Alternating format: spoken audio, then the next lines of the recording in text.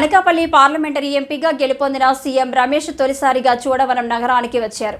చోడవరం నియోజకవర్గం MLA KSNS రాజు, జిల్లా అధ్యక్షుడు బత్తుల తాతయ్య బాబు, జనసేనపార్టీ నియోజకవర్గ ఇన్ఛార్జ్ పీబీఎస్ఎన్ రాజు, విశాఖ డైరీ డైరెక్టర్ గేదెల సత్యనారాయణ, గూనూరు మల్లు నాయుడు, నియోజకవర్గ ముఖ్య నాయకులు, కార్యకర్తలు ఘన స్వాగతం పలికారు.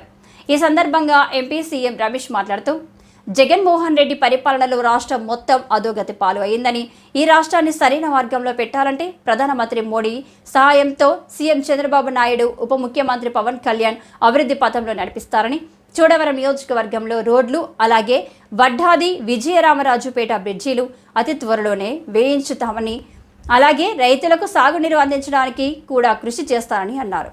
అంతేకాక ఎన్నికల్లో తమను ఇబ్బంది పెట్టిన వైసీపీ నాయకులకి, అధికారులకి కూడా తానంటే ఏమిటో చూపిస్తారని హెచ్చరించారు.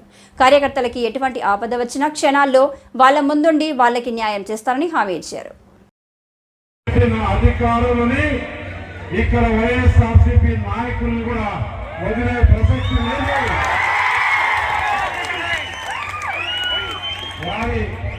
వారికి రోజులు అన్ని గుర్తుండే ఇక్కడ నాయకులతో అన్ని విషయాలు తెలుసుకున్నా కాబట్టి ఎవరిని వదిలే ప్రసక్తే లేదు. కొంతమంది అప్పుడే మేము తెలుగుదేశంలోకి వస్తాం, జనసేనలోకి వస్తాం, భారతీయ జనతా పార్టీలోకి వస్తాం అంటున్నారు. నేను ఒకటే చెప్తున్నా ఇక్కడ డంపింగ్ యార్డు లేదు. అలా ఏదైనా చేయాలి అంటే ఎవరైనా మంచి వారు ఉంటే మీ సమ్మతితో మీరు ఓకే ఉంటేనే చేస్తామని చెప్పేసి తెలియజేస్తున్నాం. అలాగే